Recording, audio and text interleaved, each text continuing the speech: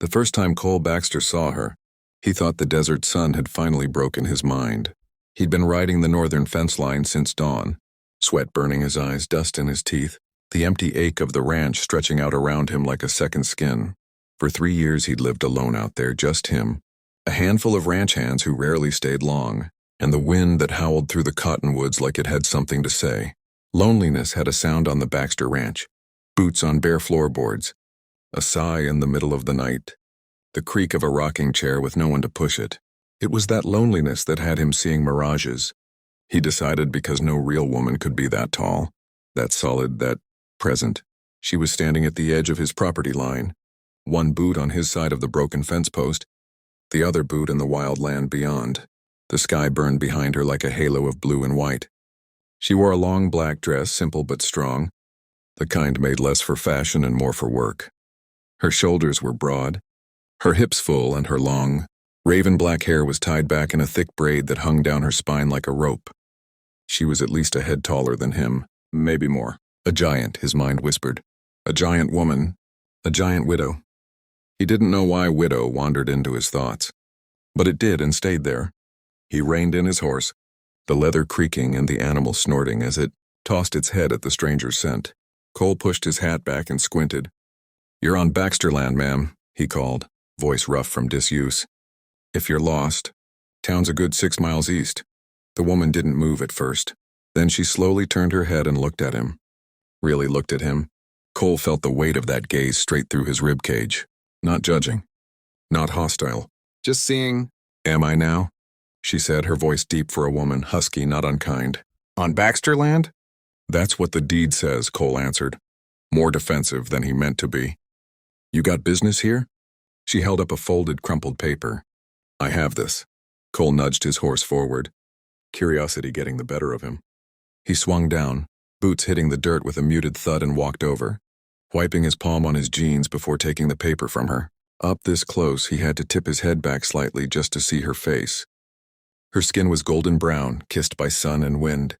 Her eyes were the darkest brown, almost black, but with a softness at the edges. She had a scar that cut across her eyebrow and curved slightly toward her temple, like some old mark from a life that hadn't been gentle. He unfolded the paper. It was an official deed transfer. The ink slightly smudged but clear enough.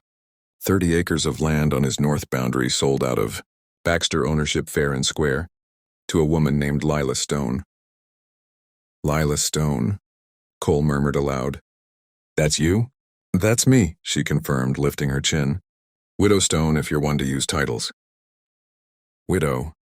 His instincts had been right, and he didn't know what to do with that. Cole's fingers tightened on the paper. "My father must have sold this before he passed." He looked up, throat thickening. "I didn't know." "I reckon you do now."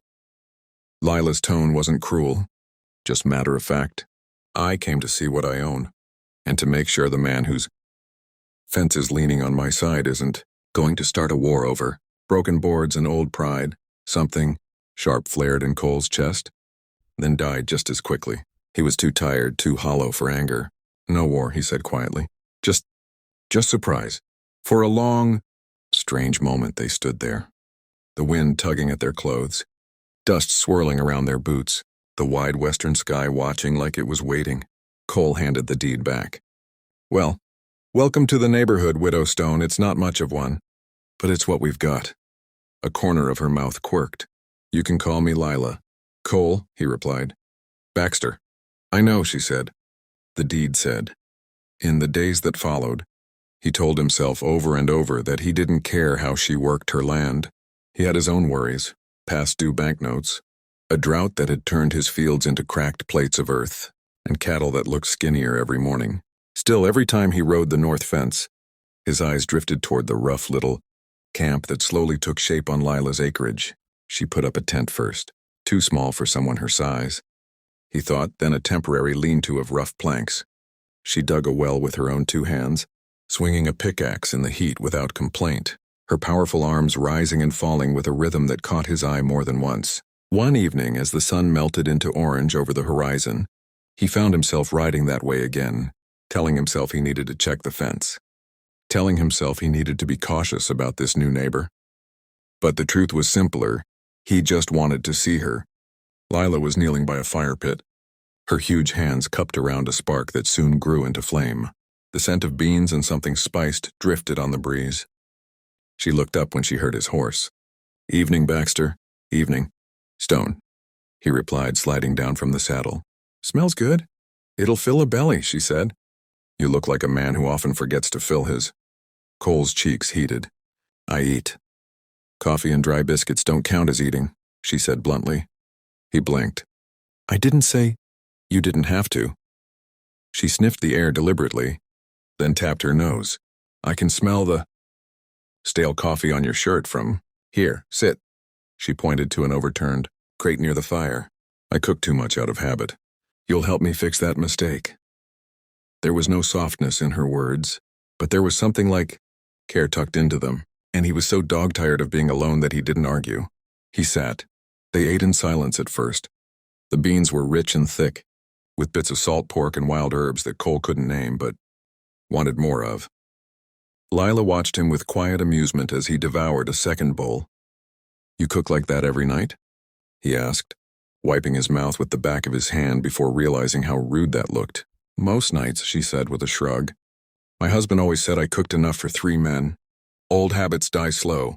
Your husband—" Cole hesitated. "He passed recently." Her gaze drifted to the fire. 2 years, she answered. "Ranch accident. He was big like me. Bigger, even. Folks used to joke that when we danced, the floor prayed for mercy." She tried to laugh, but it came out as something else, something brittle. Cole felt a familiar ache in his chest. "I'm sorry," he said quietly. "For your loss." "You too," she said. He stiffened. "What?" She nodded toward the worn leather band on his left wrist. It was carved with a delicate pattern of flowers and stars, clearly not sized for his thick arm, someone else's worn like a memory. "Wedding bracelet," she said. "Too small for you, just right for a woman's wrist. You twist it whenever you get quiet. That's the kind of habit grief leaves behind." Cole swallowed hard. "My wife Anna fever took her. And our baby boy." Lila's eyes softened, the dim firelight reflecting in them. "The land takes," she murmured. "And it keeps." "It does," he agreed. The silence that fell after that wasn't uncomfortable. It was heavy, yes, but shared. Like two people standing on opposite sides of the same grave. The sky deepened from orange to purple to black, stars coming out one by one.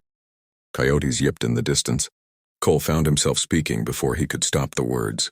"Sometimes," he said, voice low, "the nights hurt more than the days. When you've worked yourself half to death and still, there's no one there when the lamps go out." Lila studied him. Then she set her bowl aside, rose to her full towering height, and moved to stand directly in front of him.